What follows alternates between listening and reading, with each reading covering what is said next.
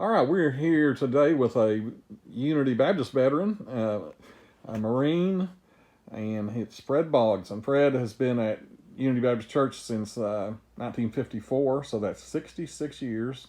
Served as a deacon for a lot of that, 40 years plus, and has just been a great man of God. And his family has been involved in church and all that. And Fred, during his time as a Marine, served on USS Toledo, which is a big ship with about 1,200 people on it, just kind of like a small town almost.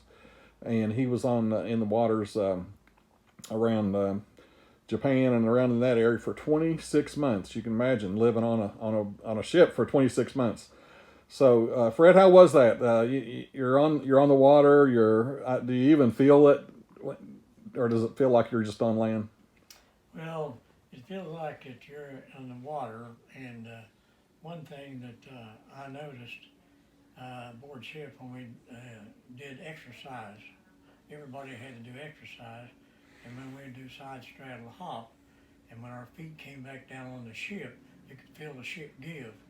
With all 11 or 1,200 men, when they hit the water, the ship would sink a little bit, and it was a funny feeling to see a ship, everybody doing the same thing at the same time.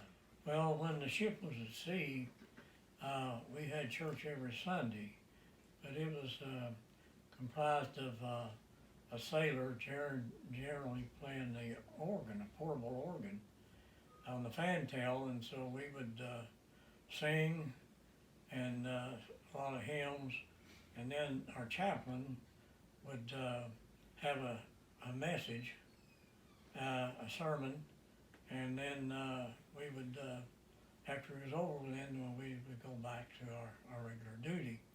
But we always look forward to that, and I talk about being peaceful at sea when you're out in the middle of the ocean and singing hymns.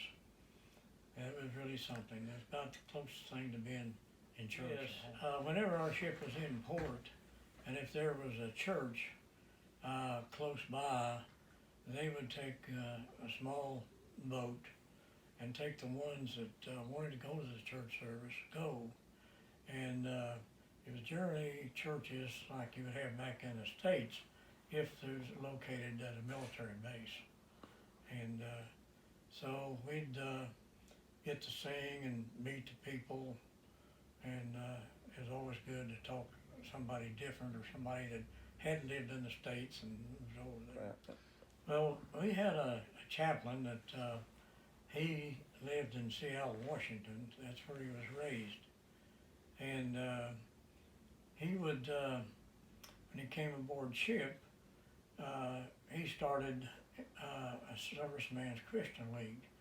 And it was something that in addition to what he regularly did.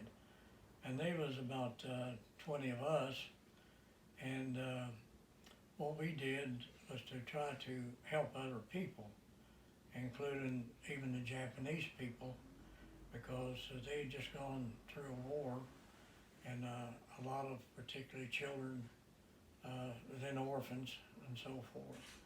And so they needed all the attention. If we could do something for them to help them, why, we tried. Well, one of the main things we did was to invite orphan children aboard our ship, and we would show them Mickey Mouse cartoons, and of course they couldn't speak the language, but they know that they enjoyed the music, and to send the cartoon characters dancing and so forth.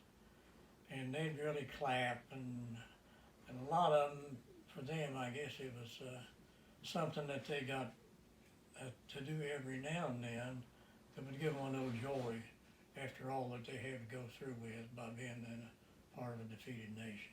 Right. In your mind's eye, can you kind of picture those kids still? I mean, I know it's been a long time ago. Oh yes, I can picture the kids mainly by when they were sitting, and watching the movie or the cartoons and so forth, and they'd look at one another and laugh and clap and just seeing them smile on their face, which I imagine they didn't have too many occasions to help them.